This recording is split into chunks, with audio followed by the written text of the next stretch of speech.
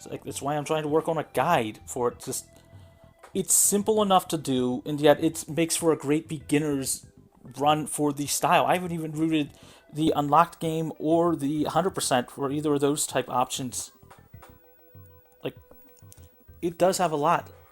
Anyway, let me know Yeah. whatever you want to swap back over so I can start info for that. Okay, ready to talk to stream then? Yep, I am. Alrighty, I'll switch the SG stream to live in 5, 4, 3, 2, 1.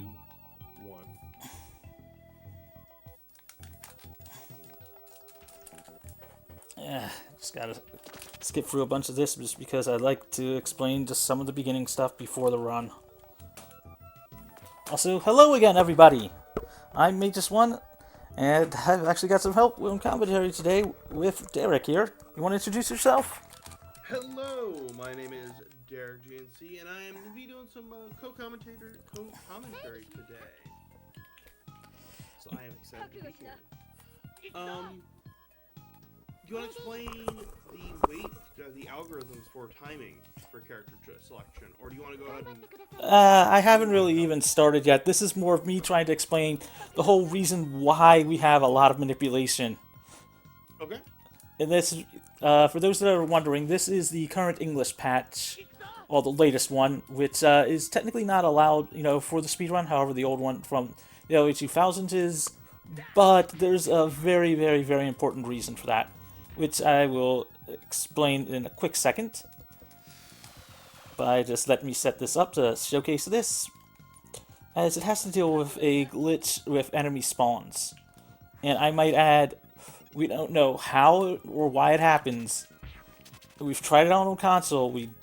Because of how obscure this game is, we're pretty sure it doesn't have a second version revision. But enemies are supposed to only spawn one at a time, except with the latest English patch for some reason. It's supposed to take 10 turns between each spawn, and because of that actually affecting things, it tends to make it a lot harder. So having to actually learn to actually prevent that, because, well, we'll explain during the run.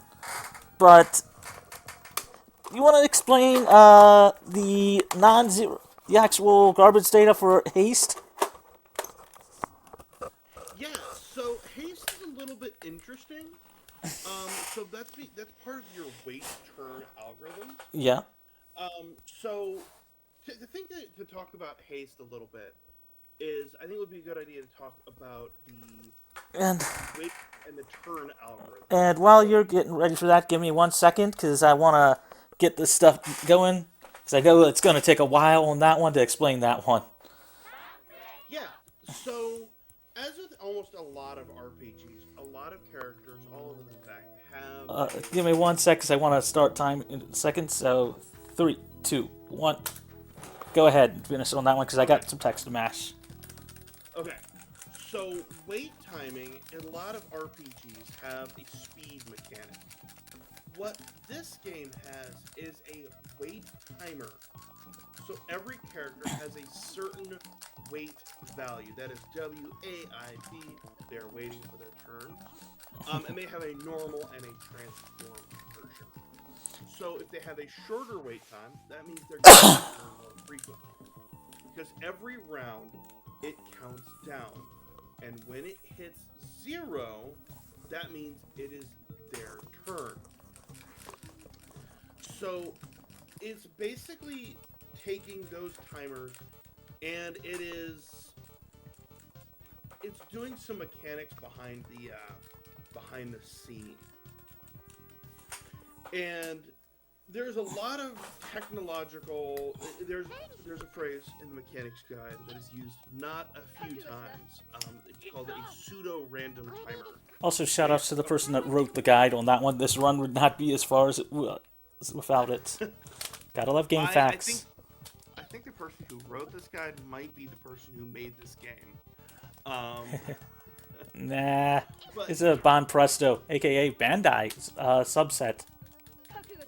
Was it a subset, or was it before a merger that was before a merger? Nah, because it's the same people that made a lot of the Gundam games, and Bandai Namco owns Gundam. Oh, okay, fair enough. Fair enough. So, I'm going to read an example from the guide, so it's a little bit easier to understand. But two characters can generally take their first turn.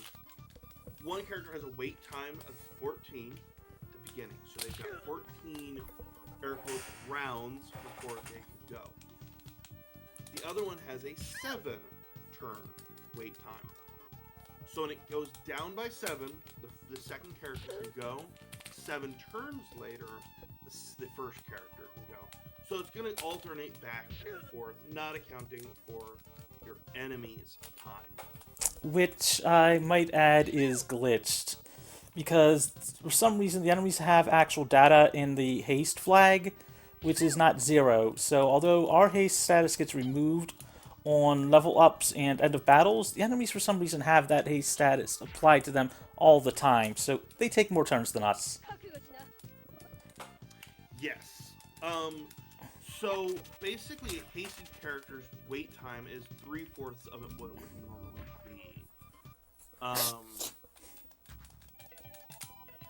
It's a complicated mechanic, but at the same time, once like a lot of speedruns, once you get used to the mechanic, it gets easier to understand. Yep, and just like you saw there on screen, enemies spawn in once every 10 rounds as long as there's not 4 on them. And there's only a maximum of at most 8 enemies for each battle for the most part. So we take advantage of that a lot. Also, care to explain levels? Well, they just saw the first one. Yeah, absolutely. I would love to cover levels. So, levels are not your traditional EXP basis. You're not going to be battling out the small little beginner enemies till everybody levels up. Every enemy is worth what you could think of as exactly 1 EXP. And every character needs the exact same amount of EXP to level up. So, to level up to level 2, you need to defeat 2 enemies with that character.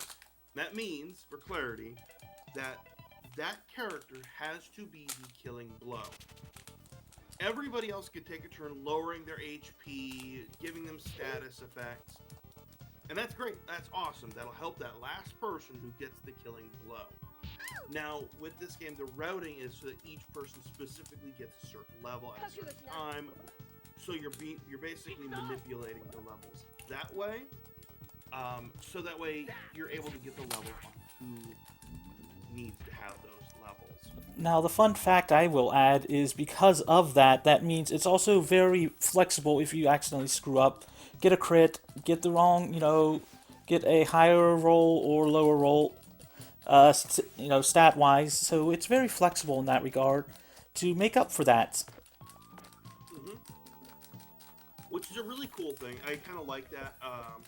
So you're not just, you're not accidentally taking the high-level character and going, whoops, I accidentally, did the most damage, so now I get the EXP. And even it's if all about that. And even if that does happen, you can always work around it. Yeah. In Tactical RPGs are cool that way. I kind of love tactical RPGs. And I think that they are a undervalued game experience in the modern era. And considering this one is based off of an old anime franchise, which is still relevant to this day. In fact, it's got a lot of complicated lore, and I'm not even going to try to explain it, because I don't know which of the multiple timelines this falls into on that one. I mean, go ahead. I was looking that up earlier. I was like, I want to know, because, okay, for full clarity, I have never watched Tenchi Muyo. I have never seen Tenchi Muyo. So I was asked by Mageius here, I'm like, hey, can you do some commentary? I'm like, you know what? I would love to. I don't know anything about this game, nor the anime universe, but we're doing it. But it's like 1992. Also, looks like I got an interesting turn order. That's rare on that one for the enemy's rolls at the start, because it's usually based off of who you picked first, then going in turn order, who you picked order for the first round.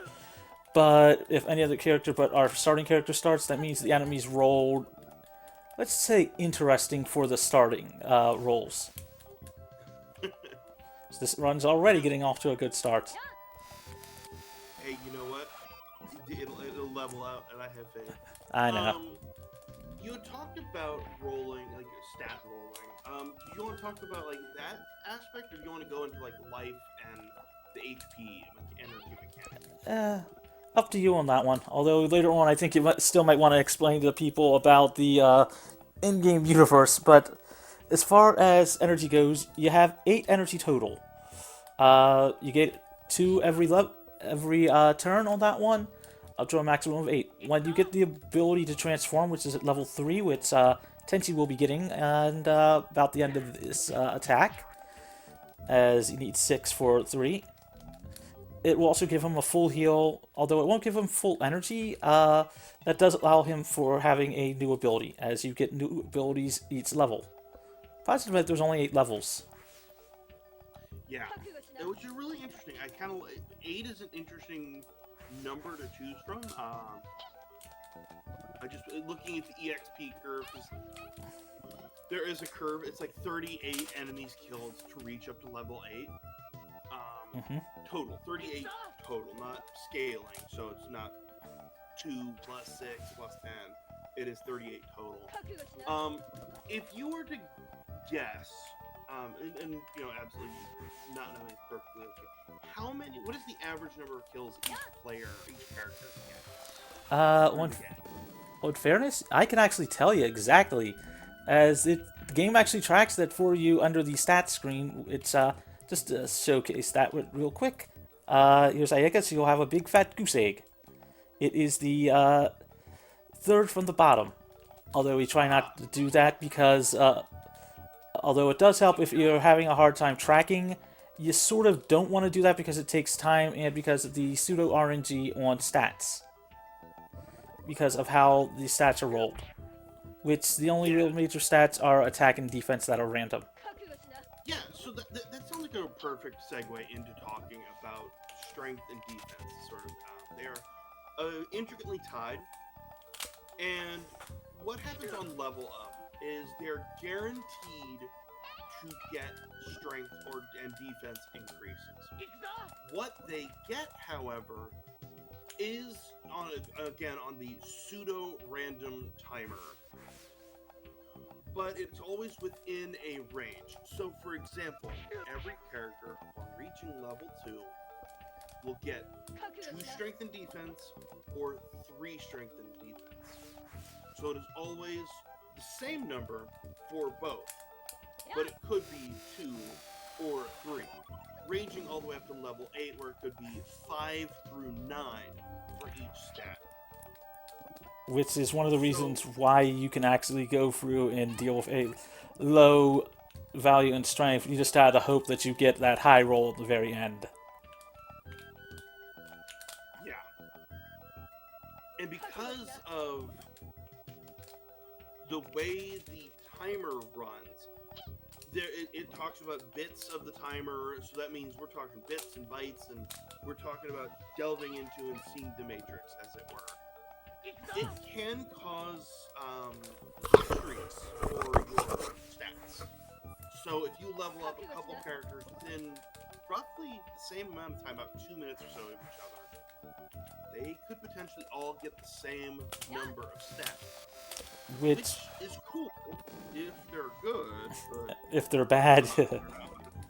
Which is one of those reasons why we have to be very, cautious early on, because we are getting multiple characters levels pretty early and pretty fast. Also, it looks like Ayaka gets to be helpful today.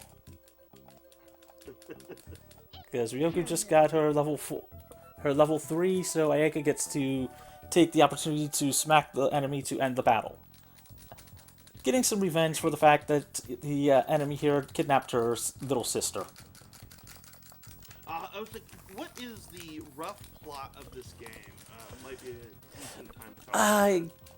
It's been a while since I've played it in English, but the rough plot is typical day at the residents, Tenchi, Ryoku, Ayaka, and Mahoshi, aka Ryoku is the one with the gray hair, Ayaka is the one with the purple, Mahoshi is the one with the blonde hair, and Sasami, Ayaka's little sister, is the one with the blue hair. Also, fun fact, Tenchi is related to both Ayaka and Sasami through his grandfather, seen here. Complicated lore, I'll let you try to explain some of that in a bit while I work on the beginning of this grind. Yeah, absolutely. So, I was looking it up because again, full disclosure, I have full disclosure, not super familiar with Tenchi. So apparently, I'm gonna read this from the Wikipedia. Could be wrong. Could be fantastically great. Oh, trust no me. way of telling.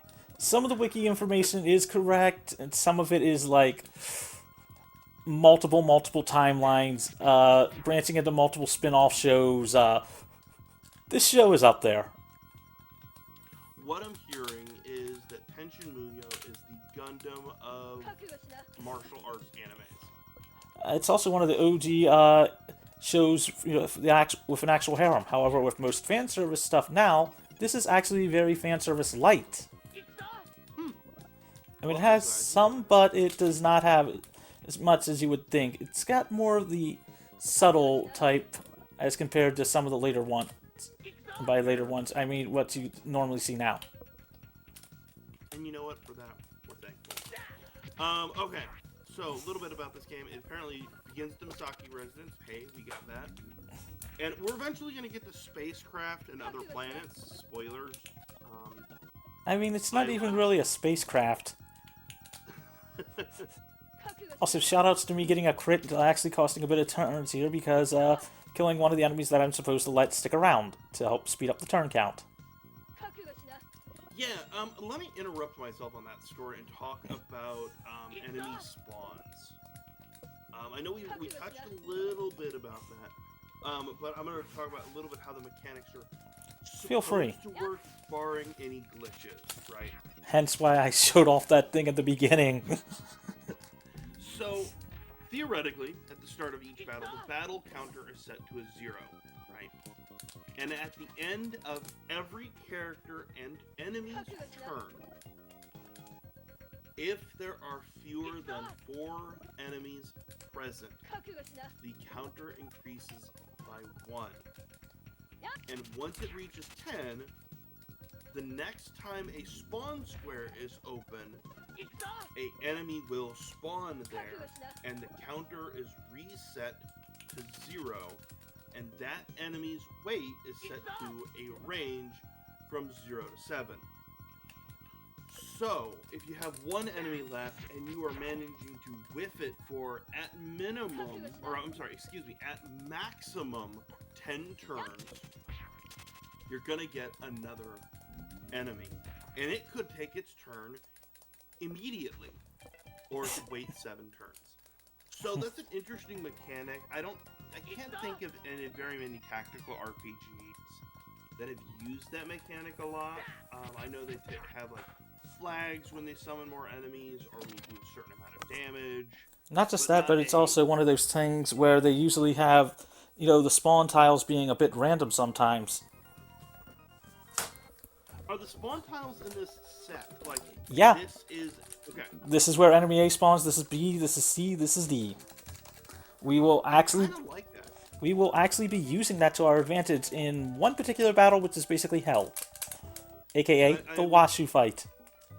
I was absolutely noticing there was a key phrase in there. As soon as the square for the next spawn is open. Yep. Big bold letters, flashing lights, arrows pointing to it, saying, "Hey, maybe this is important." Yeah, we can block those and prevent spawns.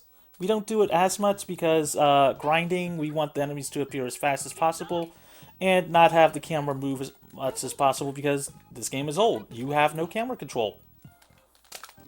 So that's... This was PlayStation, right? No, SNES. Oh, wow. SNES. So yeah, Tenchi Muyo, 1992, by the way. That was the original. That was the original show. I believe the game was 95. Let's see. The game itself was 95 in Japan only. It never came across the ocean to North America. Sadly, but I will say it is one of those games that a lot of people have played. This is along with like a game like Gundam, not Gundam, Gundam Endless Waltz and Sailor Moon Another Story, and the whole Dragon Ball Z, fighting games. It's one of the games that I'm pretty sure almost anybody that was a fan of anime, once they heard this existed, they immediately immediately if they knew about emulation, looked it up and tried it out. Fair. I'm just imagining like 1992 trying to bring it around and get it involved. Or not 1992. Excuse me, 1995. I have a fondness in my heart a little bit for Japanese women games. You were playing this one. I've done a Hunter x Hunter game, so I can absolutely commiserate on the. Man, I wish we had. Oh, trust me. An official Localization. patch. Yeah. And I think honestly, every fan of Earthbound has said that once or twice over a certain game on that franchise. Yeah, no one has ever complained about Mother. Ever. I perish the thought. I mean, you're speaking my language. You are speaking my language on that one. So it's interesting to see, like, back then, 1995, there's a lot of things that you'd see coming forward into popular games such as like Final Fantasy Tactics, things like that. Which is always really interesting to go back and see older games that you go, oh, this is where they get certain mechanics. For me, that is, as somebody who is a fan of video gaming as a whole, watching mechanics and how they came about and how they get passed down to the generations of video games. Oh, really fascinating. I agree with you there. Now, what you see me do is take another fight at the woods. This is because it's a solid fight. It's not so much scripted, but we have spots to make things work. But the main fight we want is this hot spring battle here, because we can immediately kill enemies fast as anything, avoid all attacks, and essentially, just like use the RPG term for a old school grind tile, we needed a step-off tile. And essentially, out of the choices we have, that's the one that gives the most optimal EXP, to time ratio as a step-off tile.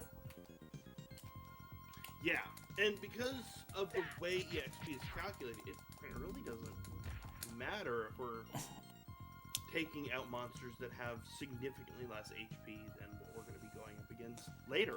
Yeah. It's so kind of incentivized, I would feel.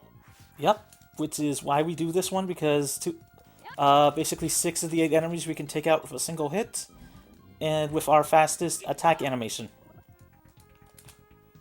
I like it. Now, are you going to... What level are you hoping to take them up to, I guess is the best question. I will be actually taking both Tenchi and Ryoku to level 8, max level. However... Oh, wow. Go ahead.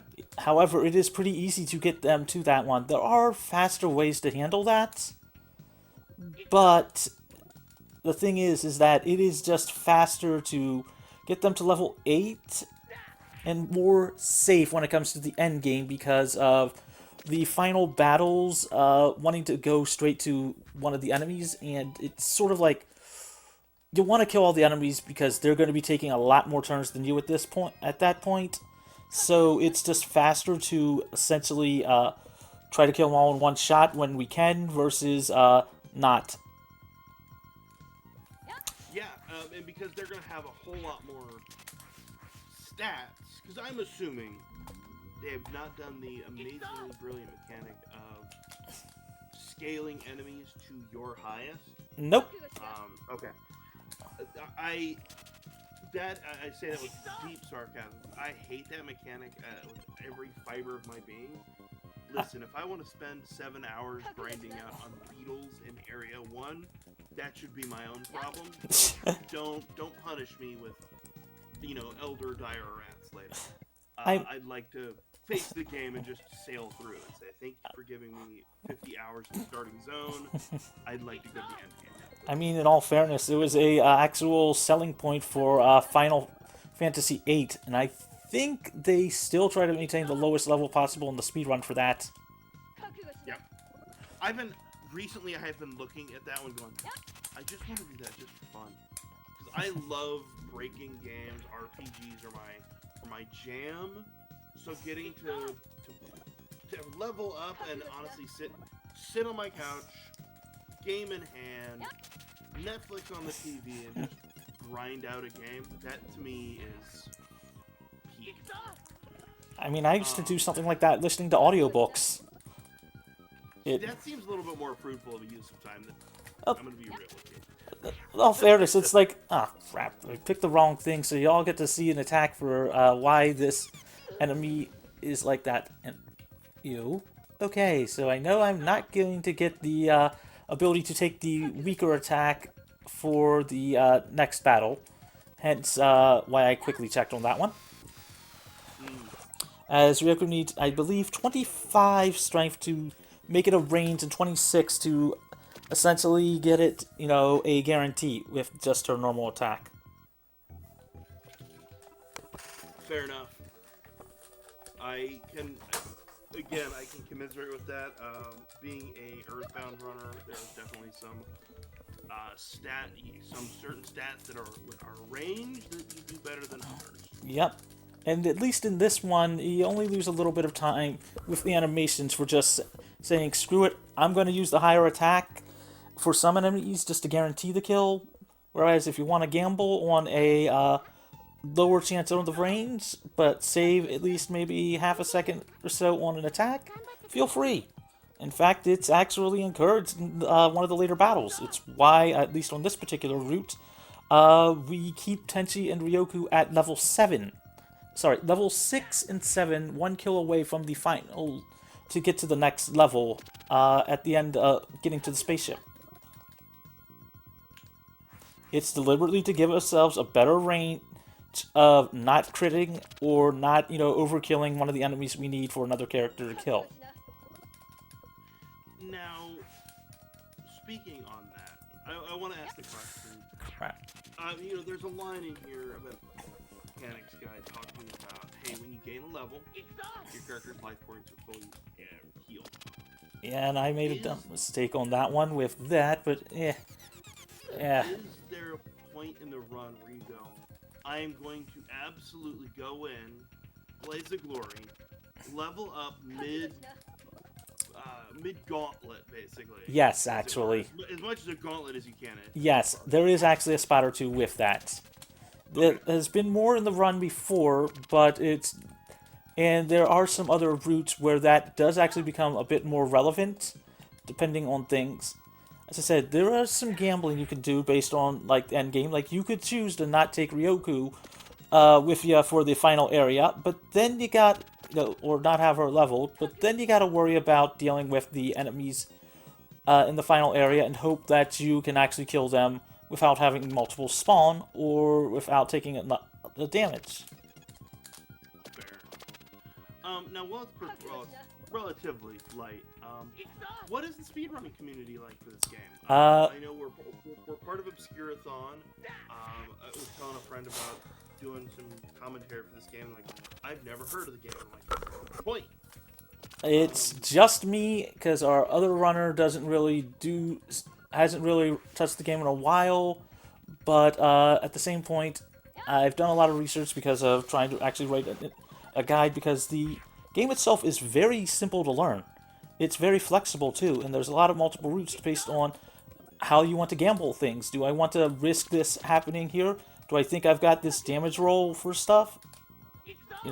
Even this run alone, I have screwed up and made some mistakes here and there, but I am still on track to a decent time. Like, it is very flexible and very good for beginners wanting to try out this style of game. Yeah. I mean, I'm looking at it going, I can see myself at least giving it a good college try. Like you said, you've been writing a guide for it. I think I've seen you talking about it in a couple different places. And I'm even trying to make, some screenshots for the movements. Because it's really simple to pick up and learn. Like, if you want to talk about, like, a good beginners-friendly speedrun for this style of game, this is it. I mean, it's not that hard to learn. You have only a very little bit of leveling to do. And the leveling is incorporated along the run, and any mistakes, just like, okay, I got this kill on this person instead of this person, okay, where can I actually get this kill moved over to this?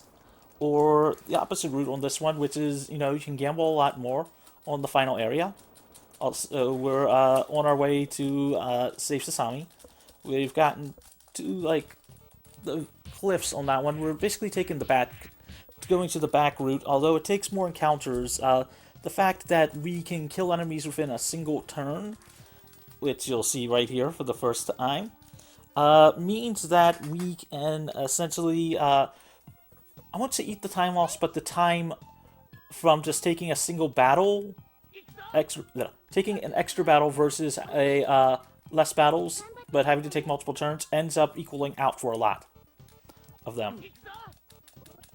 And That's really cool. I mean, take a look here, which is one of the reasons why we leveled Tenchi up, is for his spin attack, and also extra damage. Since we're able to take out 2 of the 4 enemies here, that immediately sets up, by the way, Tenchi just got to level 6, which is 22 kills. Yes. But to give an example of one of the reasons why, because Ryoku also hit level 6 in the very last battle, so I now know she has 23 kills on that one.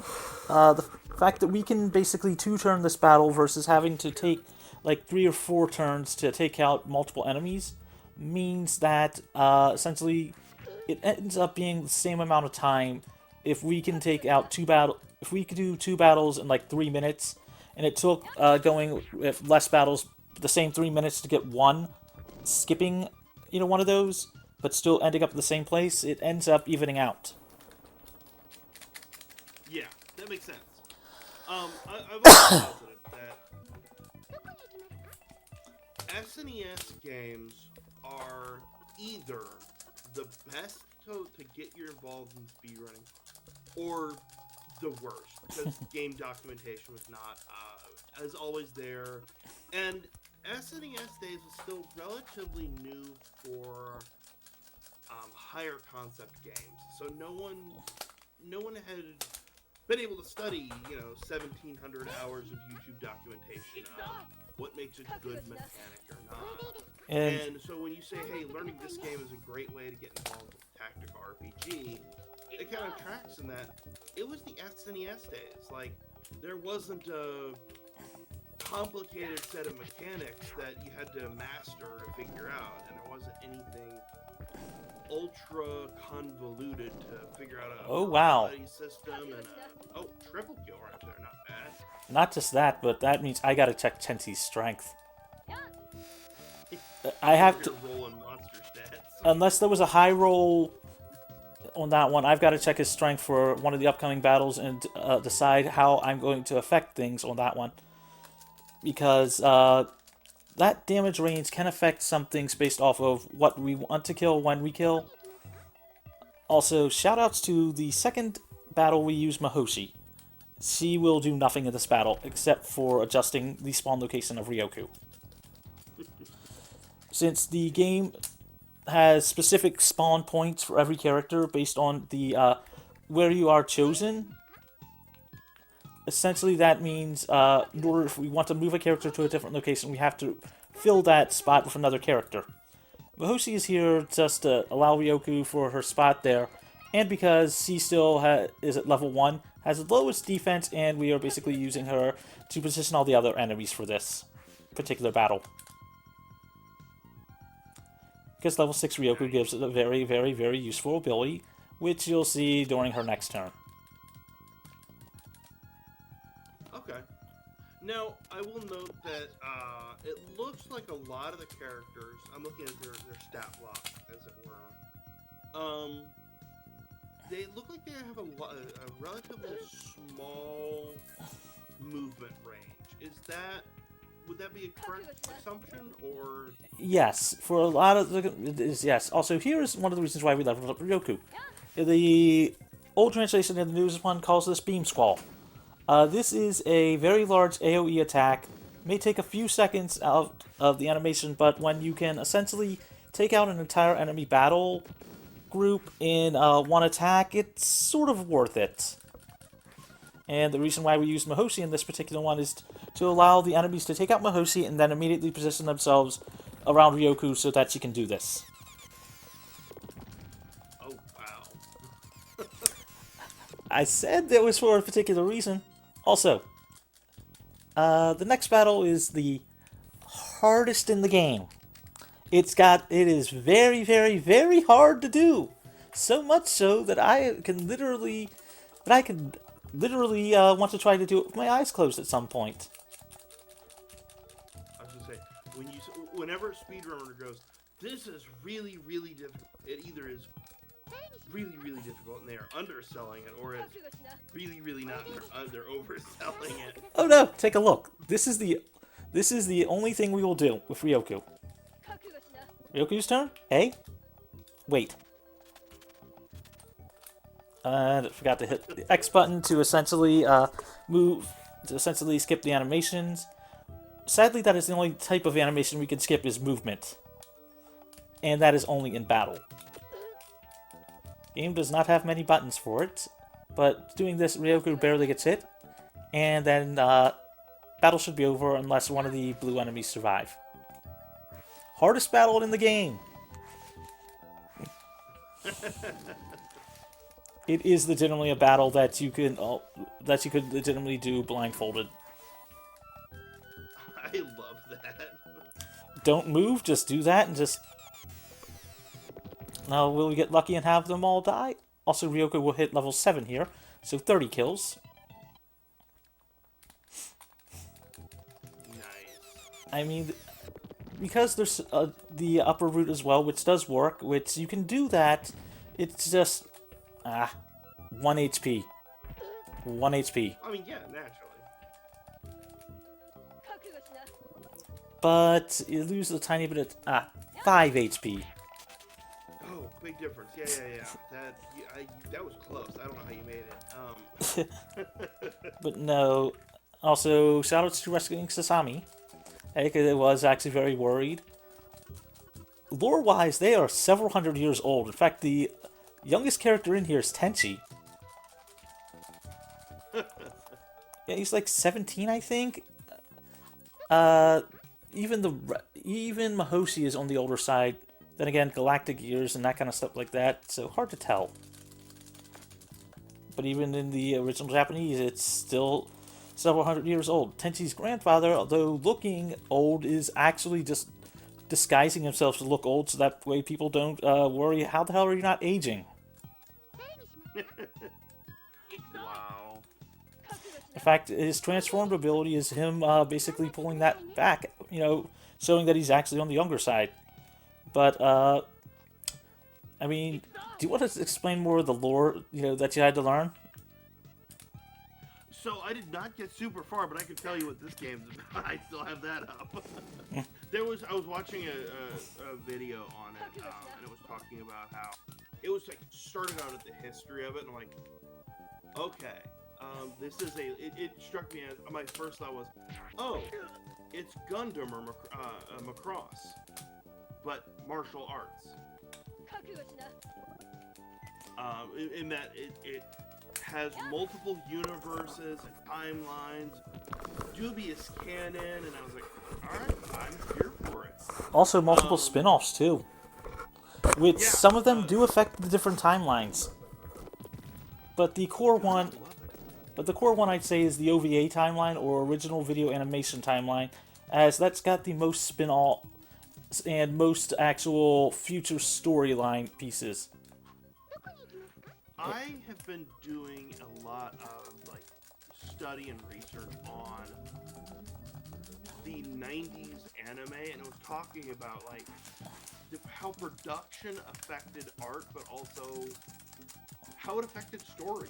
Of how they didn't have nearly as many guidelines or expectations, and that affected it. So like looking back at It really did 90s allow for a anime, lot of unique stories on that one. Same thing with the yeah. 80s. I mean that has a lot to do with there's a whole thing you could talk about what is it,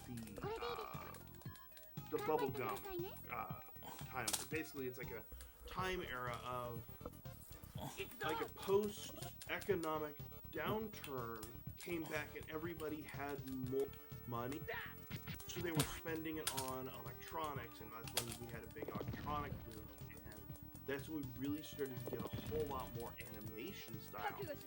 So that's when we start getting things like Akira, and we start getting 1992's Tenchi Muyo.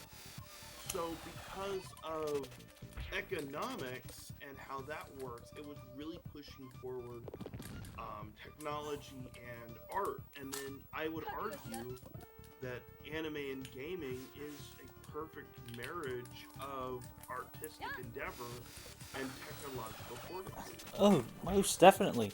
And for those that are wondering, the reason why we are going out of the way here is to pick up a certain character early.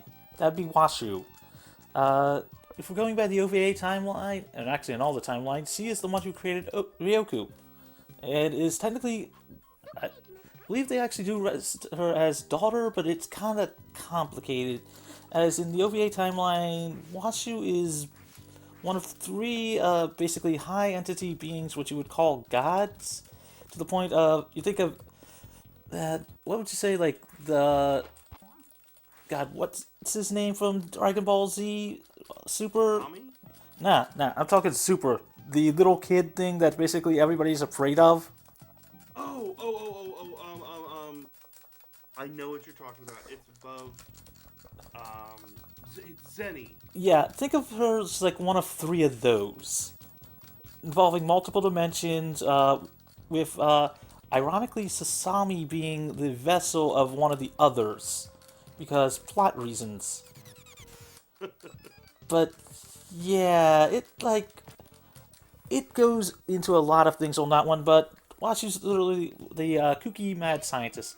Anyway, I've got to be precise on picking characters here. It's Zeno, king of all. And this is deliberately done for a perfect order. This is not the hardest battle, but the hardest to truly maintain any form of manipulation. Fair. As and we're every speedrun knows, manipulation is important. Yep. As with this, we're trying to manipulate it so that Washu can get four kills here. As picking her up early starts her at a higher level versus just having her join later on. Also, please don't crit them. Good. This is the whole reason. This or the opposite attack where you choose to do a spin attack to try to hurt both of them is the whole reason why Tenchi is actually left one kill shy of level 7. And the same here for Ryoku, so that way it's more efficient. That way to have her get level 8 here. Okay. This is it's purely to decrease the chances of a crit. Fair. Now I'm reading here, I have the tech guide pulled up a little bit. It's saying that at the beginning that Washu gains 3 levels, but typically joins at level 1. So they typically join at level 4, technically? Yep. Is that accurate to say, or is it like, does it take the average characters and go? Nope. It is actually set in stone on that one, depending on where you get the character. So she will always join at 4 as long as you actually get her here. Okay. It's we need her to be at level 4, so that way we have access to, well, one of the best abilities in the game, and one of the things that allows Washu to essentially help us out later on. The cheer ability, right? Yep. her cheer ability essentially gives her the ability to essentially, well, pump up her attack and any other character's attack. It is one of two buffs that we have access to. The other one being actually Sasami's haste abilities. I'm just going to call it that one because there's several different definitions for it, but essentially, and the way that works is if you haven't taken your turn yet, then you will get the haste ability applied to you during your first turn. However, if you've already taken your turn, your actual turn order has already been set. Okay. And so for clarity, the cheer ability that Washu has basically pumps up your strength about 1.5 times what it normally would. Yep. So if it's if your strength is 10, God forbid, your strength now becomes 15.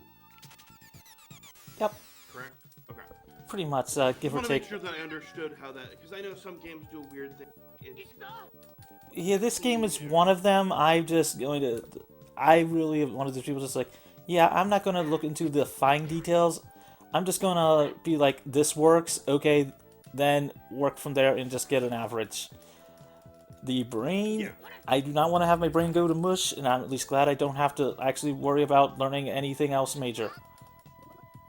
So we're just, go ahead. No, I think I'm here for the stat stuff. So I like looking at some of the stat information, and that's what I'm here for. And that death on Sasami is actually intentional. How does death? I notice it's not really super written about here. How does death affect? Short answer is you do not get any kills. It basically just takes you out of combat. You will come back on that one there.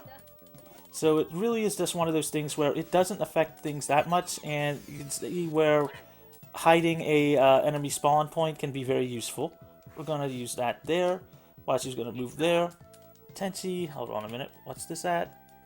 10 because of high defense. So I'm just going to...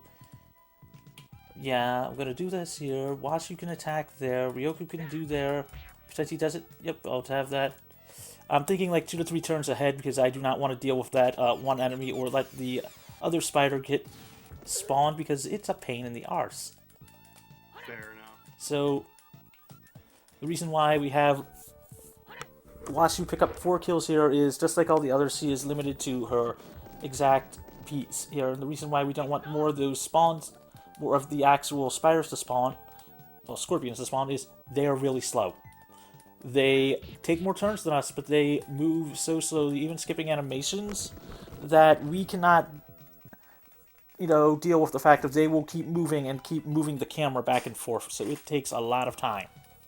Yeah. And Their mere existence is burning frames. yeah. Plus, also they have high defense, so it takes multiple turns to kill them without doing things on that one there. Although, positive note, now that Tenchi is at level 7, I don't really need any more kills with him or Ryoku. So now it's all about just help Washu get kills. With her having 4, we want to use this battle here to get 8. Well, not 8 total, but to get to 8. As she needs 38, and at present she is sitting at the equivalent of 14. I'm guessing, well, beyond just getting up to level 8 just for HP and strength reasons. But is it the transformed ability? Actually, with Washu, no. Oh, okay. It is purely HP and strength because of the fact of, well, let's just say we have a gauntlet to go through to get to the moon. And the fact that we need to have 2 separate parties, we need someone to fight one side. Okay. And Washu just ends up being able to, with her cheer ability, power herself up to take out most of the enemies on one of the sides without needing anybody to help. That's actually really cool. Now, you say 2 parties going to the moon. Is it 2 parties basically at one time, or it's like kind of like the meanwhile at the Hall of Justice effect, where it's like it's happening at the same time, but you're not swapping parties? Same part. Thinking- It's basically you're divided up to same time, I guess, because it's one I'm way thinking after like the other after the Final other. Fantasy VI. Yeah, pretty much. So you're not swapping between them. You're just essentially waiting on that one. And Okay. once you just hit level 5, let's see, that'll put her at 16, so 17, 18, 19, 20, 22, 23, 24. 1 minute. Just doing some quick math. 18, 19, Yeah, 20, yeah, 22. Yep. That'll work out. So you pick up both of these kills here. Now, I think in one of the videos you had sent me to look over, you had a overlay that had a counter. So was that for enemy kills? That is actually to help viewers on that one, because I tend to do this just mentally. Got it. Fair enough. Because I don't know about you, but it's just a lot easier to just track things, good old-fashioned mind. See, that's the fun part about the games that I speedrun. Don't have to do that because I will not remember that. The only reason why I choose to do it is because, honestly, A, I helped with figuring out a lot of the routes for that one, but B, it's also just a bit easier than trying to actually turn and press buttons while trying to keep count of everything, and it takes too much time to actually stop and check the actual counts. Yeah. No, that's fair. I'm here for it. And I'll be the first to admit, yeah, I am not the person to be able to do that myself. I just tend to do okay, this is about where it is, and just use bullet points for that one, because the levels are via kills. It's a lot easier to track. You just gotta know, okay, I just got this ability, then I'm around here. Yeah. I had that tendency of going, well, I should be in this range, so I'll just let gamer instincts take over at this point. Yeah, it's like, I'm not going to try to track damage to save time here and there, because I know, I will probably forget something, and it's like, even though the old English patch is allowed because it doesn't have that bug on that one, it's still one of those things where it's just like, it's a lot easier to just get an idea of, okay, I'm around here, and just check, the strength value, and just get it, okay, it's like, if I know strength is here, I don't have to do this. Or, there's a higher chance of being able to do this. And hold on a minute, I need to check who's strength at the start of this battle. Let's see, 25 or higher, 25 or higher, 25 or higher. Let me see here. 26, good. I get a time save. Nice. I do not have to... Yep. Just took a minute on that one. Here is the second option. That's why on that one, I do not... Oh, wait, I didn't even need to do that. The force of habit, and let's just call it safety. Yeah. That's what every time I do. Essentially, Safety. wants you at level with 26, well, 25 minimum, but 26 is what you really want to see. She can take out these greenish robots using her transform ability without buffing herself. But safe than sorry. And the sad part is the reason 24 does not work is leaves them legitimately 5 HP. So having to do that multiple times just eats up time. Also, turn count. Yeah. Because if you take any of them out, they start Yep. enemy counter. And the more you take out, the more it speeds up on that one. Although it does give us more turns. And I'll take the safety on that one just in case on that one. If I wanted to play it a bit more rough, I could have just taken, a bit riskier. Could have just not done the buff and just had Watsu just go for a transformation ability, which gets her there, I think, a turn sooner. Which, because of the enemies attacking, even though they're barely doing, even though we have assistings on that one.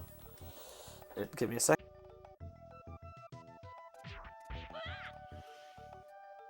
Looking at this, I mean, really, May just looks at calculations and things like that. Ultimately, right now, this game is it's open for new runners to come in and to work on the game and play and enjoy it. Looking at the leaderboard up on SRC. Like Mageius said, there's really only about 2 players right now. Mageius being the most active one. So there's a lot of room to get in, put some work in. There's guides, there's resources, and every interaction I've had with Mageius is very amazing and tenable to learning and being involved in a speedrun that for a game that needs a lot more love. You know, we're here for Obscurathon, and it's showing off games that might not get the love that which they deserve. And it's really an honor to be a part of that.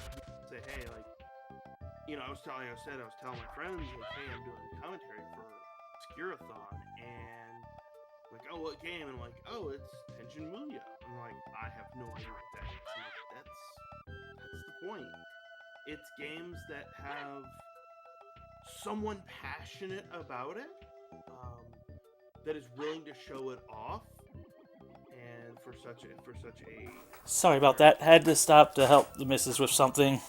Luckily, it's one of those things. Felt. I am very thankful mine took the kiddos to go hang out at her mom's house. Yeah. So I get to do this. So I can understand that. And I picked the wrong target on that one, but auto-targeting on that one cost me a little bit of time, but you do that where it's just like, I know I'm going to have to eat an attack and a bit of movement, but, you know, she just got home from work, so, like helping her get her necklace off on that type of stuff, you know. You gotta do what you gotta do. Yep, and now that Watsu has hit level 6, we should be good on that one. Now it's just going to be a coin flip as to who gets the extra kill for the for the upcoming battle. As we have reached the final boss. Oh, Not wow. really. Oh, okay. Wait, I was looking at the estimate. It was saying 2 hours or stuff. What are we doing here? This is not a randomizer. No. But essentially, I'm not even going to try to pronounce her name. Misaki, I'm not even sure on that one. But essentially challenges Ryoko to a one-on-one battle. So we're going to move forward here. She's got a high enough strength. Let's see if we get lucky on this one. If we get lucky and Ryoko crits with a high enough strength, we save a turn. If not, we just turn around and actually smack her on the head with Ryoku's laser sword as a follow-up. Definitely not a lightsaber. It's a laser sword. No, to be fair, it's actually an energy weapon that she projects from her own body.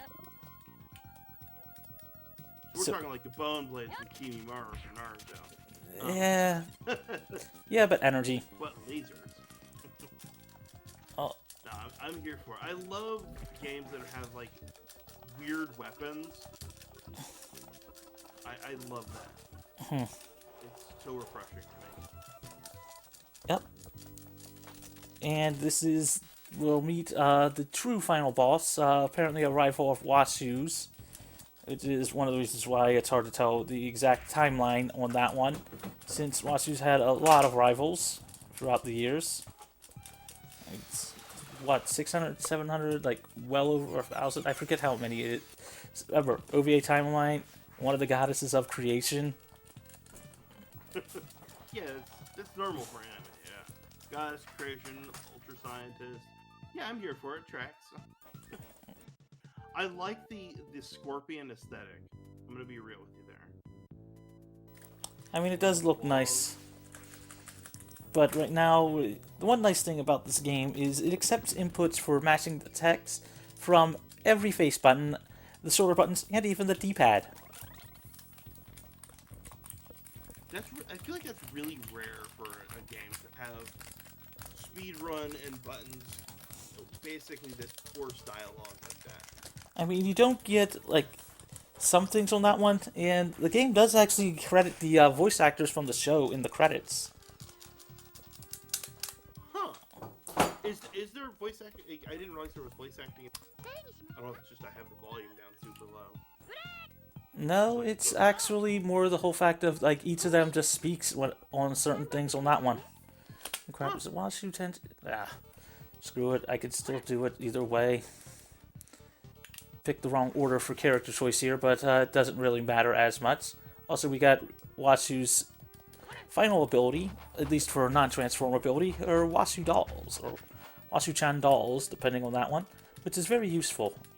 Normally I would have had Tenchi go first, but it doesn't. Hold on, let me check. Range 1, 2, 3. 1, 2, 3, 4. Let me double check range one last time. 1, 2, 3, 4. Yep, only here. Took me a second to just remember the range. Best to be safe than sorry, because it means the enemies will actually go ahead. And now this is one of the rare examples of seeing a character transform. Either way, Wasu would be going first anyway for every turn after the first. Now we're going to transform Tenchi. This is one of the only times you'll see him transform. There's a handful of them, and used to be that you would see him transform a lot more. Also, shoutouts to our other runner for coming up with this strategy for one of the later battles. I basically just adapted it to be able to work here because it's faster than having Wasu go first by herself. You may think that did not deal a lot of damage, and it technically did deal a lot more than you would think. That was more of a low roll. Fair. Because attack is based off of roll, Yeah. At this point, we don't really care if Wasu dies or not. This is more just a way to... 1, 2, 3... Yeah. I'm going to move Tenchi forward. I'm just going to move Tenchi forward once more just to make sure that I didn't screw up the damage range on that one. By that I mean movement attack range. It's been a while since I've played the game. And in fact, I was practicing earlier, just remembering the actual manipulations. So don't expect this to be world record, unless I get really lucky early on. Well, late game, I should state. I believe.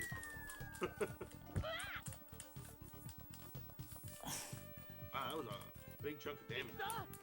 Yeah, but that tells me also the AI, the enemy is very low on health. The desperation attack. No, more along the lines of, if Wasu didn't kill with that, it was very little damage left. Fair. I mean, there are some times where you can just tell, like, okay, this should have killed. A little bit behind than I'd like, but still, sub-hour Earth isn't bad.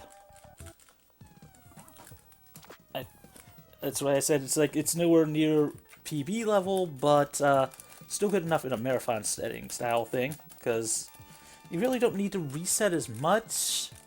It's just more of, you want to make sure you have a certain range of at least 42 or above strength with Tenchi, or Wasu and Ryoku having something higher just for the end game. Because that's one of the reasons why Ryoku is actually brought up, is because you want the ability to actually make sure you can kill the final boss in a reasonable amount of time. Which I will be playing it safe and actually just taking out the other enemies with it around the final boss, just because it's one of those battles where I have to figure out whether or not it's worth killing them all or just going straight for the enemies, I mean for the final boss, but it's like turn order versus this, versus this, versus this, and it's after a gauntlet of 6 battles. Oh wow. No saves. Also, shout out to that background that is, I feel like for its time, really advanced that is moving away. Yep, and now welcome to the Space Gauntlet battle. Also, Mizuki, whoever her name, has now joined us as a playable character, and Watsu's going to solo this entire side. The minimum level needed to be able to do this is 6. I've tried it 5. It would need a high roll on the strength. And the reason why we do not need to worry about Watsu getting any more EXP, though we can hope that sometimes she will pick up the extra kill, so she gets her level 1 battle sooner, is for this one here, is basically because this side here, she has to kill 4, 5, and then 4, memory is correct on that one. Anyway, the reason we take a buff here is so she has enough to one-shot these scorpions now. Now, how far would it how far would you be? I'd say roughly halfway? What, in here? Yeah. Run-wise, I'd say about halfway-ish. A bit more than halfway on that one there. Which is why I said still sub-hour, which isn't bad. Just looking at the time. That one, I would prefer it to be a lot sooner. But, again, some mistakes here, getting an extra turn there. Added, did add a few things on that one. But then again, being a little rusty. Well, I was gonna ask, looking at enemies' health, like the pink purple ones are looking like 14 health compared to your 128. Is that just because you have grinded out levels, or it feels They like just they're have high really defense. low? They have 84 defense. If you look at the top right, you can, when you see their health bar, you see their defense. That's the furthest of the two numbers. The first one is attack strength. Okay, because I was like, man, 14 seems really low halfway through the game. Yeah, 84 defense kind of mitigates having low health. Oh yeah, no, that tracks out. And now we're going to use Sasami and Tenchi on this side. This is deliberately so Tenchi can get his last levels, as well as making sure he gets the haste ability. Now, I've got to remember the exact movement for this. As I said, it's been a bit. It's here, over there, da da da da. Let's see, yes. Ooh, also 37. Ooh, at least I don't have to worry about the minimum roll of the actual minimum amount of strength, which is 36 for Tenchi after all levels are done. Do you want to explain his range? Tenchi's range on his movement or Strength. speaking? Oh, yeah, absolutely. So right now, Tenchi, his strength right now, level 7 to 8. So 7, we're looking at he could have a range of 31 to 43 strength, which is a big difference, considering how damage is calculated. And then moving from that, level 8 is 36 to 52. So if you roll low, you're gonna have a whole lot harder of a time. You're gonna be 20 points lower than where you really like to be for your strength. And on average, I have found the lowest I think I've seen is either 41 or 40. But even then, it's like those, it's really hard to finish out a run without losing multiple times. But that's why it's like if you're in striking range, it's a lot easier to go for it on that one. And at a 47 and at a 37, the minimum amount that I know I will get is 42, which is very high enough to finish the game. You'll lose a little bit of time, but it's overall like solid. Ooh. Now, is there any points in the game where you look at it and go, hey, I'm getting ready to enter my grind section, and my strength is looking low. Assuming you're grinding up for PBs and everything. Oh. Point where you go, alright, it's time to reset this run. My strength is too low for this point. Honestly, that would be about this point here. Okay. But that's also at this level here, it's also one of those things, it's like, it's worth going like 1 to 2 extra battles if it's very low, and, oh, looks like I'm gonna get a time save here. Hey, But, you didn't sound pleased about that. yep. Well, it's more that I would have loved to have gotten the crit and got it all 4 of those killed on the first round, but you take what you can get there. Fair. Then with certain games, like there's points where it's like, all right, we're getting ready to reach a point. Like my stats aren't at this particular level that I like. I might as well just reset. Yeah, the positive note is you can get a sense of what it might be very early on, because the grind to level 6 for 2 of our 3 final characters. So you can get a sense of if this is very low, if this has a shot, once you hit level 7. And since we do that relatively early on enough, it doesn't mean that... It sort of makes it so that way you can decide on that one. And since we already have to take an enemy spawn here anyway, it's just easier to save the time and get rid of the extra enemies early on, so that way we get the less enemy actions. Because if you can't tell, just like you were mentioning at the beginning about how the wait time, and as I mentioned about how for some reason the enemies have haste.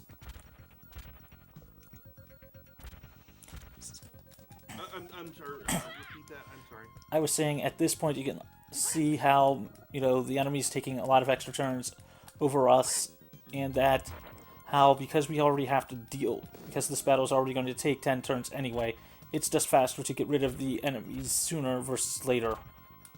Yeah. I can agree with that one. Yeah, they're getting a lot of turns. Again, Style, though. non-zero points in haste, non-zero garbage data in the haste stat for the enemies. They don't have any way to get it, but also this is the one example of where you still bank on the level up. Nice. Okay. I know. Yeah, I was asking about that earlier. It's I namely like their design. for this one, it's more just because of knowing like why you don't need a buff. Because if you were to take the buff, you would lose it there, since you lose buffs at level up. Interesting. Level up is almost like I'm kind of viewing it as, and maybe clear, is death is as if your character did not participate in the battle. Yep. The effects that they did are there, but it's as if they didn't, because if you got 3 kills during that battle, no, you didn't when you died. Yeah. Pretty much. It looks like level up is kind of it basically resets you to the beginning of the battle with all the effects, but it gets rid of buffs, it gets rid of all of that. Yeah, pretty much. Some degree. And let's call that movement manipulation for this particular one. Please? Please? Yeah, let's call that manipulation. Getting the good pattern here. As this battle can, sometimes the enemies will all group up, sometimes they won't, but you hope for something that's similar to this so you can just spin attack and then hurl a stick at the last one. And Tenchi just hit level 8. So let's see what the final roll for him is. Because this will determine a few things late game. I'm just going to have Sasami wait here. Another enemy will move here. Oh! Oh, baby. That is a high roll on Tenchi. 46 is gigantically... It is very rare. On average is a 42 to 43. And that's just taking, the math into consideration. Yeah. That is really good. I'm going to play it safe here because I can't remember if we're... I'm pretty sure I can do this without there, but again, I'm a little out of practice. And I'd have to go rewatch my PB just to remember the small things. I can remember the manipulation, but the smaller things as to whether or not I need to take certain things, that's a bit of a different story.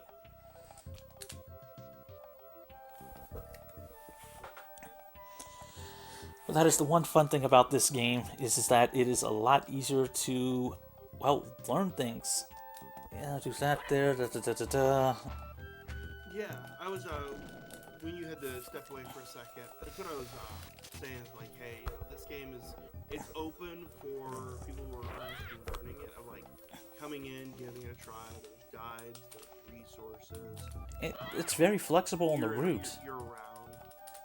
And it's also very flexible on the route, too, because based off of your strength, what you want to do, and do you want to gamble on certain attacks later on, or the rolls. Like, I could go with Ryoku hitting level 7, and just wait, have Tenchi and watch, basically not have her get any more kills. But, essentially, in that case, I'd be flipping a coin for the final area as to whether or not I could get Ryoku the one to finish off some of the later kills.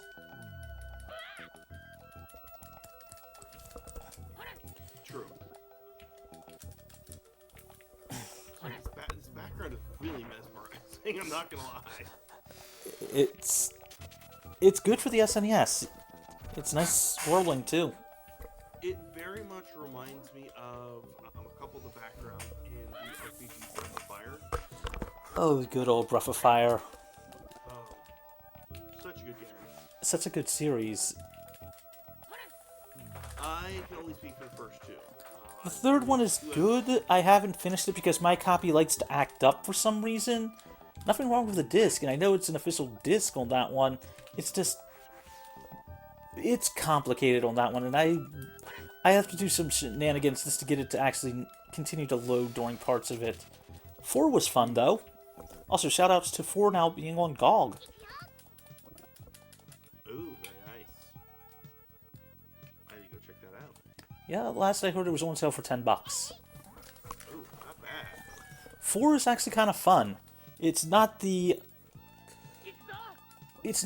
craziest of them, but it is still a very fun one to play. Let's see if I remember the movements for this one correctly. This is the one battle I was worried the most about screwing up. Is it just me or did like the game's colors shift? Don't know on that one. It's hard to tell. It almost looks like it might just be the Discord stream. It looks like almost like the light of the, never mind. It was just me. You can all ignore what I was saying. It was just me. I was like, that's a really weird color. Like, interesting. Like, that's kind of like a lights out mechanic, but it's weird that the text boxes are doing weird things. Oh, that's part of the game itself, actually. I'm not even joking there. It is actually part of the game itself. Huh. Is it here? No, trying to remember. No, it's here, attack, let the others come, and then do that one. Because you want to actually lead the one enemy that's been staying put to try to come closer. Because this is one of the rare battles where you'll see Tenchi's level 8, which is a very large AoE attack. It's level 8 transformed ability, I should state. And having to hunt down the last enemy can be very, very, very frustrating. And come on, game. Oop. Let's smash the wrong thing. Sure. And I think it's going to be answered like right here. Transformation does not take a full turn, does it? It takes a full turn. You cannot move. If you move, you cannot take it. Okay, interesting. And looks like I'm going to have to deal with one of the enemies running away. Okay, so it wasn't just me. Apparently, stream was saying it is fixed now. For clarity, it is fixed now. Good, good. It's annoying on this one too, just because of having to deal with one of the other enemies. Hopefully this will kill them all. And because these enemies get more attacks than me, it's kind of 50-50 on that stuff. I screwed up. I got part of the manipulation, but not all of it. But at a high attack value, that should take care of all 3 of those. This is the power of actually having a very high strength roll. These monsters remind me of Mageius from the Mega Man Star Force game. Haven't played that. I have not played that particular one, but I have played a lot of the RPGs. Maybe you can agree with me here. I kind of wish we'd gotten more or just the So welcome to the moon. Ooh. Now, is it a better moon than the Final Fantasy IV moon? No, sadly. Oh, no bunnies. Got it. Well, you do have Ryo-Oki. It's... I feel like that's a technicality, but I guess I have to take it. I mean, they love carrots. Sadly, you don't get to see me beat up evil carrots anymore. Except in this... Well, in this particular route, one of the others, you still can see it. And it is still an option. If you want to take that as an alternate battle for stepping off of the hot spring, so then you have to take an extra one, but it's still in there. It's still fun to see. Anyway, because Tenchi has level 8. Yeah, it's here on that one there. Wait there. Yep. It's one of those things. It's like having to double check and remember, like, is this the correct spot? And it's like visually notice, and it's like, oh, yep, it is. That's the one nice thing about this game. It's got a lot of good visual cues for where you might want to stand, the setup stuff, without really having to crane your head to actually get adjusted to the angle of tilt. Because of the isometricness of it. Sometimes you do, sometimes you don't, but it's like, it is a lot more forgiving than most. So we're going to take a spin here. With this highest strength, we'll definitely kill 2 of them. The other one will be very weak. It will die during Tenchi's next attack.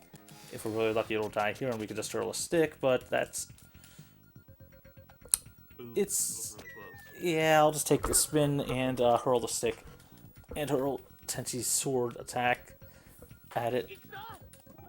So this will finish off these 2, and we'll just have to do one more attack to them to finish it off. I'll hurl... I'll use the sword attack just to guarantee it, because I don't feel like running over, seeing its exact health, or going for it. So I'm just gonna do the... Full send it. Yeah, pretty much. Just, it's good enough. It guarantees the kill. And it's a fast animation. Hey, I'm here for it. And in fact, seeing their health, it's probably better to do that. With a coin flip with the spin and the normal attack would not have done enough. Also, I will add, this battle here is... It's got a personal soft spot for it here, because this was the first battle I was actually able to find manipulation for. Ooh. So how did that happen? You know, how did you find that? Ironically, trying to do come up with a good time for the newer English patch, because at the time neither didn't know that it actually was bugged. Huh. Okay. So it's one of those things. Just like also, Watcher should be able to do that without having to take the stop for a strength boost. But because these enemies don't move here, it's more about just, okay, where can you choose to stay without them hitting you? The REH should be good. And, wow, Watsu's going to have a high strength this game. And the... So, go ahead. sorry, go ahead. Go ahead. Y'all good. I was gonna say, I generally try to ask this for a lot of people who comment. How did you get started in running this game? Like, being as it's a more obscure game, how did you even find this game, think to start running it, what's the history of it? Honestly, it was one of those things I learned, came up with it because needed another game to submit to another marathon. And crap, I screwed up that one, so I might have to deal with an extra enemy, but if I'm lucky enough, it won't be that hard. I did the spin attack when I meant to do sword throw. It's okay. It happens. I'll probably have to deal with one extra enemy, but Wasu should be close enough to kill it. Also, this is where Wasu gets level 8 if she did not win the coin flip earlier on the one boss. By coin flip, I mean her ended up being the one to kill it. Yeah. And in this instance, I will probably lose a tiny bit of time due to that. But that just means Watsu's going to have to move up here and do that there. And lucky enough, did have a turn to spare. Good. Good. It's always hard to tell with this one because the enemies get so many extra turns. It's sometimes harder to keep track of the late game enemies just for the turn count for these things. So I just say, F it. I know I'm within this window. Here's hoping that I made sure that it wasn't too far. Can respect that. Also, I need to make a save here. So remember what I said about there being a gauntlet? Yes. That was the last save. That was the last place you could save in the run. Okay. So how many battles are we looking at till the end of the run? Let's see here. We've got this one. Let's see. We've got this one. The Ryoko. That's 2. Let's see. 3, 4, 5, 6, 7. I believe. Okay, that's not bad at all. Some of them are pretty easy on that one to do. In fact, I'm very happy about the Ryoku battle actually having manipulation because, that battle does get extra spawns, but the other problem is that if you kill the real Ryoku, that's an immediate game over. Oh, yeah, that's not great. And that's after a actual extra battle with this one, so I sort of don't want that. And there's more that spawn with them, because there's like the real Ryoku and some clones, and the clones can spawn more. there a way to If figure out which one is real, or is it just kind of a... nope, there's a way. Shirt color. Okay. Oh, shirt color. You know what? That was... I feel like it probably was obvious at that point. Yeah, the thing is, though, is that you just need to, position it so that way you don't take her out, and there's ways to do that. And essentially, we manipulate it so that Tenchi is set up in such a way that he can spin cut, if we're lucky, 3 of them, and then the second spin cut will kill those 3. If not, we just have Washu punch one of them and Tenchi, smack one of them to finish. So we're going to use Tenchi's kick again. Oh, oops, wrong attack. Second time loss on the menuing. Yeah, I remember where it is. It's just one of those things that's like force of habit when there's only like 3 options on there. No, I am not going to be on throwing rocks about me. Yeah. I mean, I'm decent enough at it, but I will openly admit, no, I am not the best at menuing. And I will, honestly say, yeah, if that makes me, not the best RPG speedrunner, then I'll take it, because I'll do, be good at the other stuff. And yay, got the crit there, so we get to save a turn. 2-turn battle. That is not bad. If we didn't get the crit there, it would take Washu's next turn. She would move forward and hope to hit the doll on that one, or Tenchi would smack to finish off. But now we're up to the Ryoku clone battle. Ironically, there's a couple setups for this, which does involve me actually having to buff Washu, but that's more because the enemy tracks what characters' stats are to some degree, alongside it deciding how to choose enemies based on who was selected earlier in the tone order.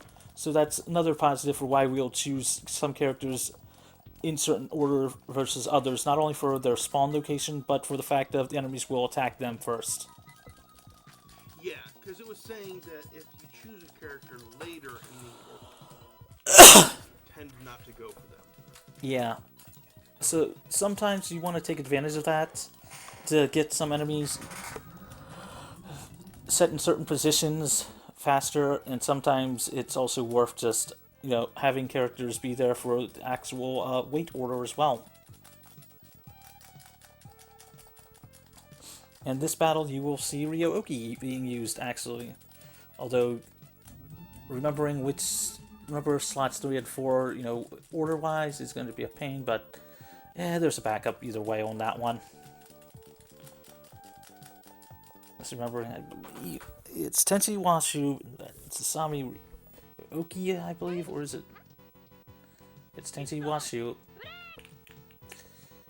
No, it's there, if I recall correctly. Or if I have it reversed, then Ryo-Oki will be the one on the outside versus Sasami, but I couldn't. Oh, nope, got it, remembered it. Awesome. So we're just gonna have. If I had mixed up the last 2, it wouldn't matter as much. It just means that I've got to move them to different spots. And there's a chance for one of the Ryokus to move versus other stuff. Ooh, a nice 70 for Tenchi on that one. Anyway, Sami's going to move right here. You don't need to move her, but it's for allowing her to basically block one of the Ryokus from moving to a space. Okay. Same thing with Ryo-Oki moving here. It is purely so that way they will not move to certain spaces. Because Kind of forcing their hand there. yeah, pretty much. Trying to remember if I was supposed to move Ryo-Oki. Nope. Sadly, this does take out Ryo-Oki. F's in chat for Ryo-Oki. It's as cute as anything. They're cute as anything. Gotta love your hair. I was noticing that. Yes. Move there. Sasami will get her turn next. In which case she will move forward. Then Sasami's going to move here. Then Washu's going to buff herself up. This is actually so one of the enemies does not move. That one there. Now, I'm gonna go ahead and give a guess that the real Ryoki is actually the one with like pink sleeves. Yep, the real Ryoku is one with the pink one. Okay. And, hoping that they would have already taken out Sasami by now, but turn order.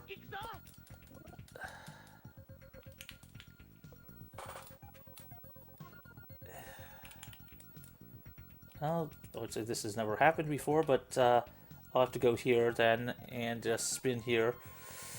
Because ideally, we would have hoped that one of them would have taken out Sasami by now, but turn order on that one, so that means I will have to deal with at least one more round of attacks.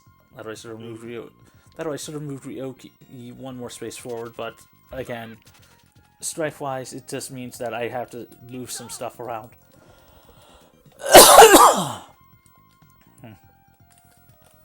Don't mind me, I need to take a drink. Hydrate. I've been hydrating like a champ. It is getting warmer. So hydration is key.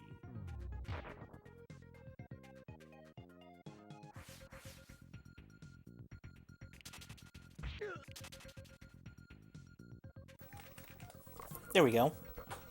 Positive note, it does take an extra turn or two, but you get there. It's your hydration turn. There you go. It's as long as the the real Ryoku does not move, then we're good. Because having to take them out one at a time is a pain, and the spin attack basically letting us hit multiple enemies within a square with Tenchi in the middle really does help. Yeah, that's really cool. I like that AoE effect. It's one of the reasons why, like, originally we had it rooted in that everybody that would use speed level 8, you know, you'd wait till level, you know, you'd power up to the max, you'd use the end game AoE buffed up so that way you could guarantee stuff for some of the later battles, but turns out if you position stuff properly, you can take out some of the enemies without needing to do that. Also, welcome to what I like to call Dimension X.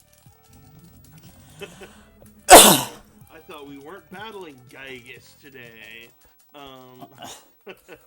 I mean, Could be. yep. Oh, it's just... Turns out that Earthbound has been in the Tenchi Muyo this entire time. And I had to pick that correct order for positioning purposes, and also turn order. Because we're going to essentially buff up Tenchi. I mean, we could do a different order, but this is to allow Tenchi to get buffed up, so that way when the enemies move close, he will have his first turn, well, his second turn, with the ability to actually, hold on a minute, I'm screwing up my menuing here. Essentially, he'll have his first turn, well, his second action, with the enemies surrounding him sooner than Ryoku, so he can get in 2 spin attacks versus Ryoku's 1 normal attack. Fast, it's basically fast enough so that way we deal more damage. Okay. You gotta have the positioning and the timing of it. I'm here for it. Also, kind of like the demon chocobos. Throw that out there. I mean, Once again, gotta love the background for this. This is like, it is also shoutouts very to trippy. positioning so Sasami takes the hit,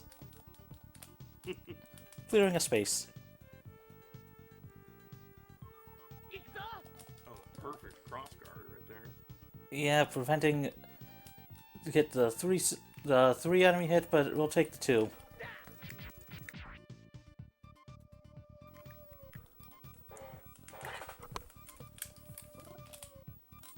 Oops. Look away for a second and I forgot. Nope, need to move 1 down. The They are changing when you make mistakes, but it is what it is. We're going to move here. Buff Ryoku. If you're wondering why I don't buff multiple characters multiple times, it's because the buffs only work once. Yeah. No stacking. Because that would get broken fast. It looks like I'm not going to be able to get all three of them in there as well, so I'll take out both of those, have Ryoku attack there, and hope that I get the last one before another spawns. It happens. It happens. At least I should hopefully save some time on the final battle, having a high strength and going for the safety there. As I said, this won't be a PB, but this is more about showcasing just how cool of a game this is. Yeah, absolutely. I am all for the marathon safety. You know, having a good time, having fun. Honestly, first and foremost, that's like why everyone comes together for such marathons. Have some fun. Also, nice that high strength roll coming in clutch for that one there. And will it come in clutch again? Let's find out. Well, considering where Ryoku is, should hopefully be close enough on that one. Wasu, high strength roll will be good enough on that one there. Ryoku. Okay, go for there. I'll go for the laser on that one there. See if it won't kill, but it will be good enough that hopefully if I... Oh! Speak of the devil. Yeah, time save. We cannot manipulate crits or our stat rolls. What we can manipulate is enemy positioning for a large chunk of it, so you just do what you can do.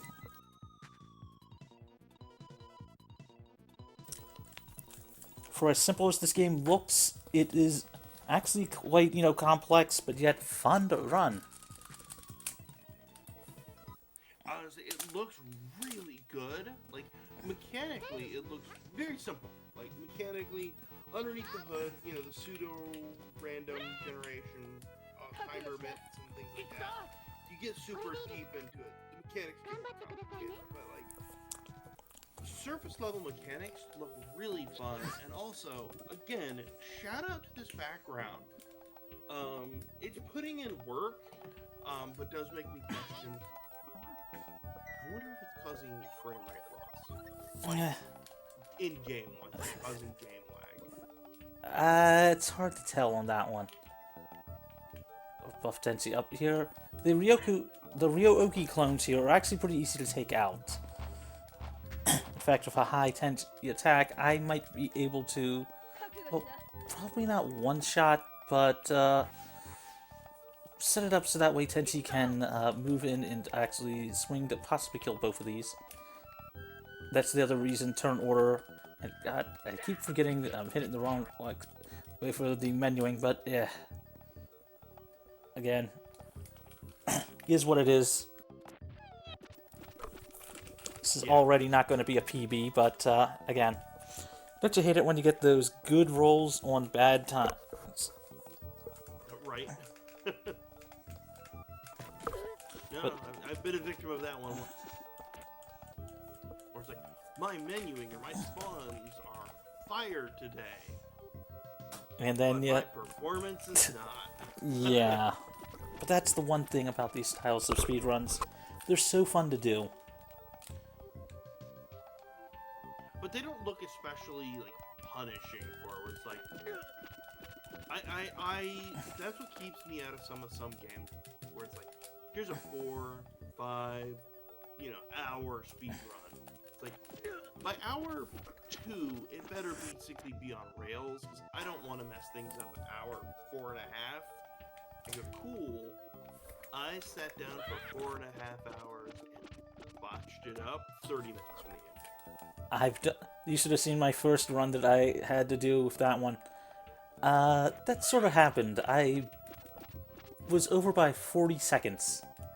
Ooh, that's not bad, though. It's more of just ended up getting hit by a stray thing going out of the second to the last mission. And had to redo that one again.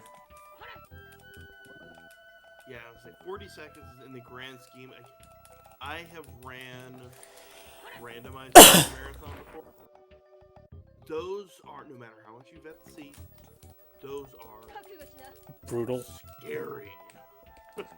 Positive note here, and this is one of the other reasons why it's possible to consider having Ryoko at level 7 for here, is because this battle here, so you can pick up at least 3 to 4 kills, which is almost half a level, to level 8, so essentially it does give the opportunity for her being at level 8 this late into the run to give extra damage for the final battles.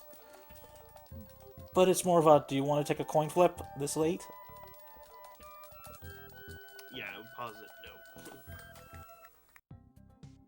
For myself, no. If it ever becomes necessary in a speedrun, I know I'd tap out on that one. Go for world record time since it's competitive, yeah. I can understand.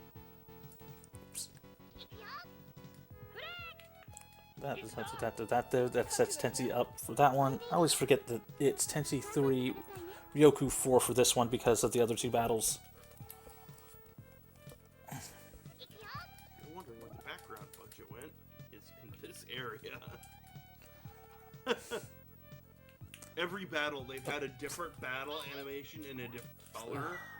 And it is getting to the point where it is Earthbound levels of, like, backgrounds. Where it's like, oh, you went hard on these backgrounds. Okay. And I screwed up buffing Ryoku instead of Tenchi, but it doesn't matter on that one because in all the grand scheme of things, it'll still work out. It just means it's going to take an extra turn, and Tenchi won't get the initial extra damage here. Well, an extra turn here, but it's the whole fact that Ryoku will get her Beam Squall early on, as I was able to buff Tenchi versus Ryoku on the...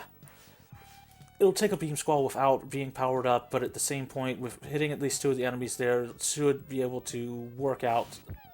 Luckily, there also isn't any enemies that spawn on this one, so you don't have to worry as much on that one. It's just more about trying to get rid of them as fast as possible. Okay. So the game understands, hey, we're at the we should start maybe easing up just a little bit. Not have the spawns, to be very clear. Not have the spawns. Yeah. It's not going to ease up on that one. Yeah, ease up was the wrong word. But, oh, I know what you meant. I know what you meant. It's more just, in this case, it's positioning. And with Ryoku like that, okay. Yep. Barely in range, works out. Although not going to be full damage. It's like trying to remember the exact positioning of that one, and on an isometric grid, it sometimes is hard to do. Yeah. Although I would have loved to have had this buffed, but, yeah.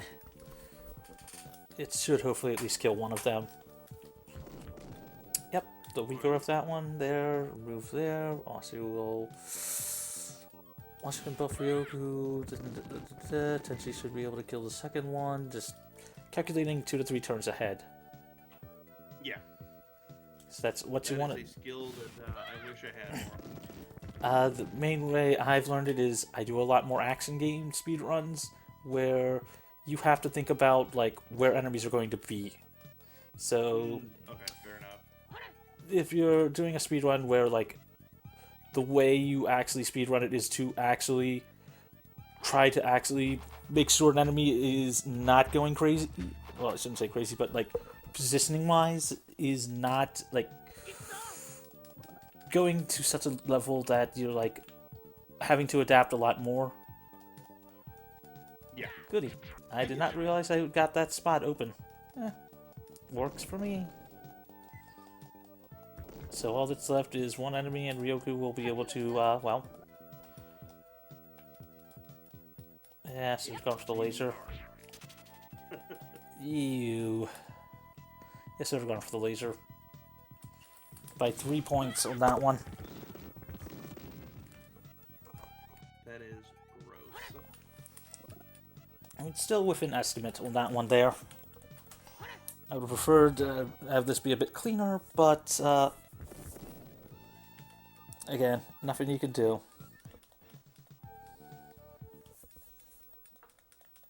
And now we're in the final area. The final area.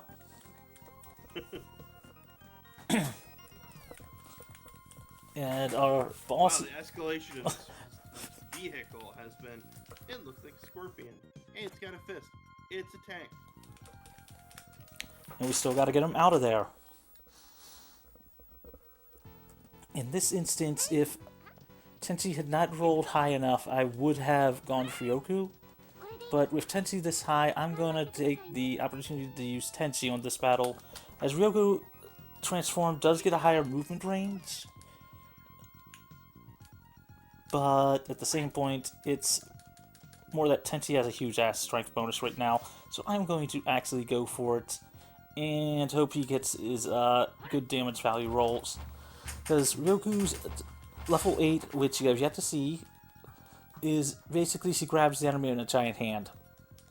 Which is the highest attack value we get in the speedrun.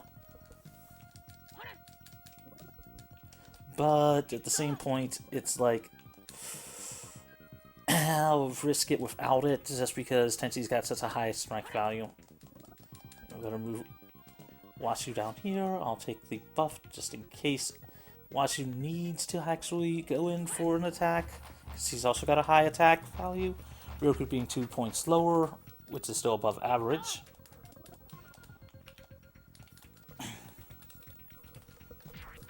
But it's better than it could be. Now Tenchi's going to go forward during his next turn, kick attack again, and then kick attack again. And if he needs to basically smack a sword, then he'll do that too. Oops, I keep forgetting the ranges. It happens. It's also after 11 here, and I already had to do a very action-oriented one just before this, so 2 back-to-back runs, one of them being action-based, the other one being more menu and strategy-based. The two sides of the mind. Putty at this point. Pretty much. So you try to do the best you can to remember things on that one, and I do what I can there.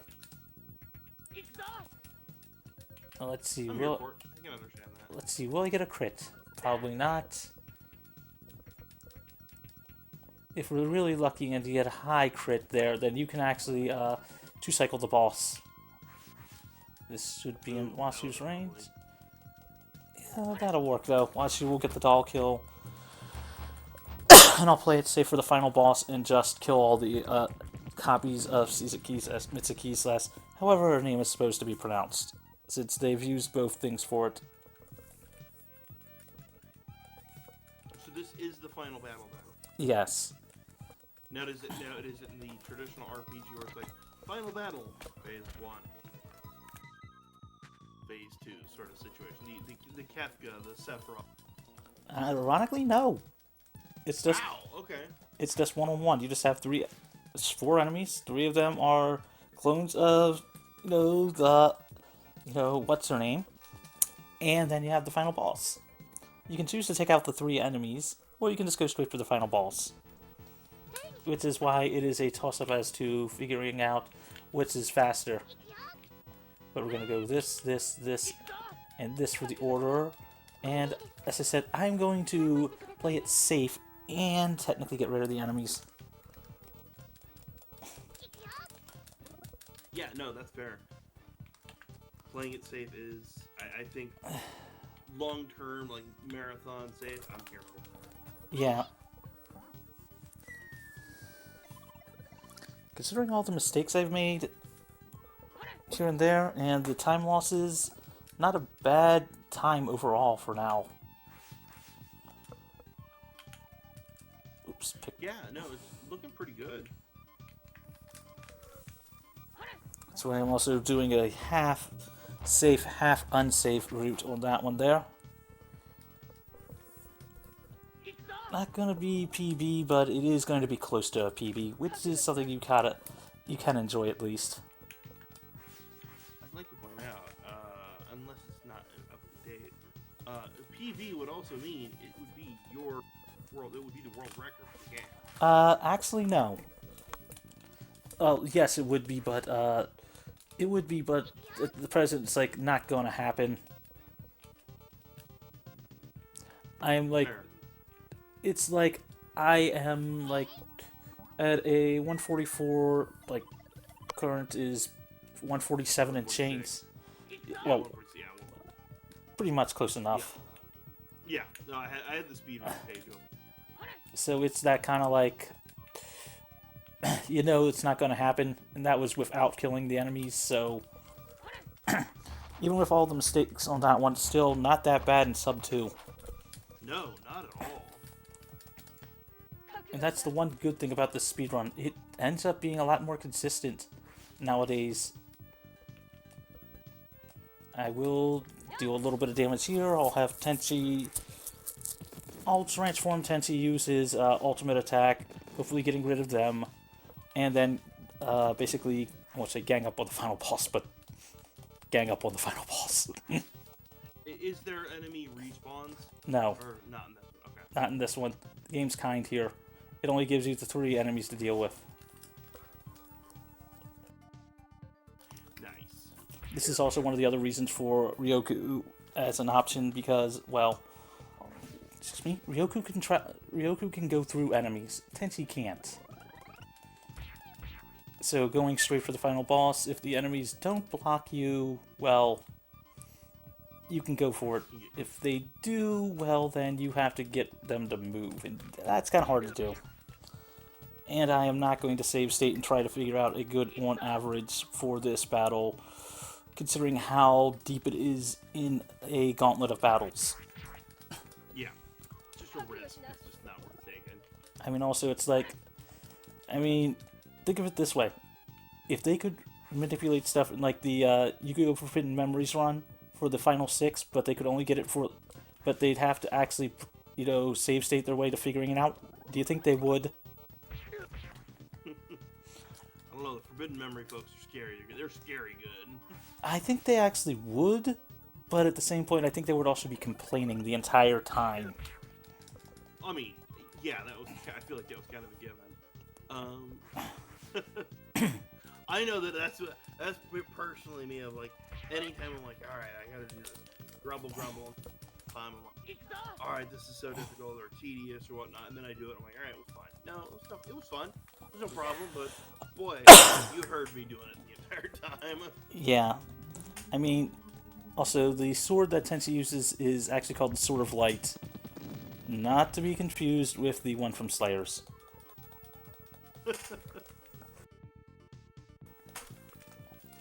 But this will take care of all 3 of them.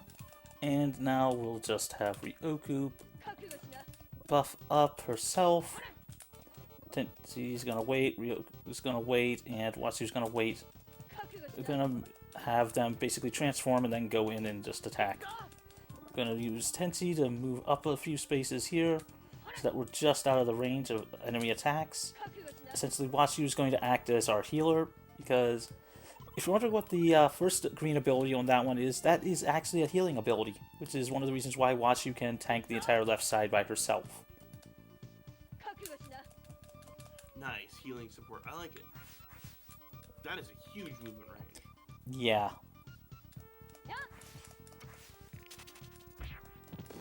Not going to be a lot of damage, but I'll take it. Quite a bit. Over half. Yep, Watsu, we don't really need to transform her. Although you did used to see her transform ability a bit more. But at the same point, because of the way things are now, you don't really need it as much.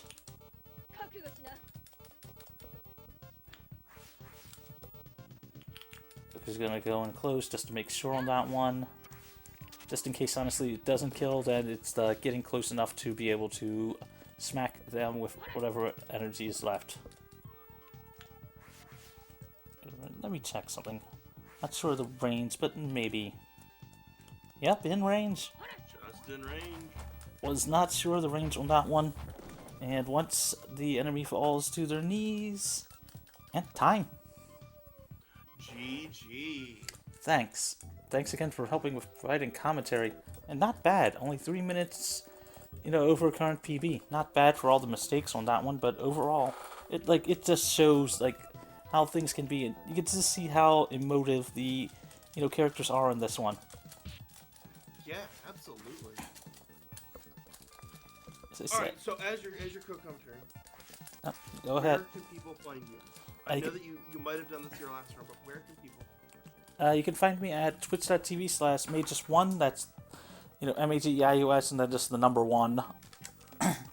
And I do try to stream when I can, but I've also been a lot busy pretty much, here and there, so I try to stream where I can, but also you gotta love the stuff with that one, and just the anime aesthetics for that stuff. Very 90s aesthetic. I love it. But I'm glad that I was able to showcase this off. It's, a very fun run, and it's a run more people need to see. More people should check out. It's a good basic beginning, tactics RPG that's, got cute anime characters, and think of it this way. What do you think would make would you say it actually makes a good, beginner's, thing, and then how many, RPG, beginning RPGs can you say, oh yeah, and it's based off of an anime? Especially, Yeah. I've only got one anime speed. Yeah, I can being able to start off with the game like this. I think this kind of opens up the door. I'm here for it. and as I said, they do complement the actual voice cast. Good. We stand good credits. Yep, I'll let them know whenever they need me to go.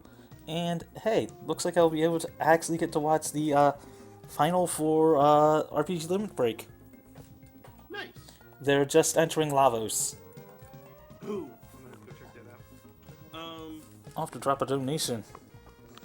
There you go.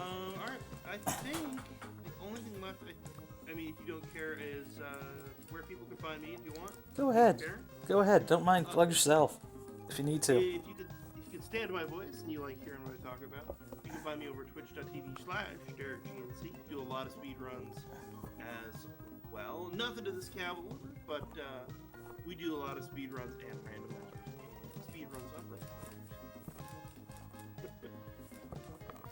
And that's me. I guess we'll pass it along to the next person. So, bye all.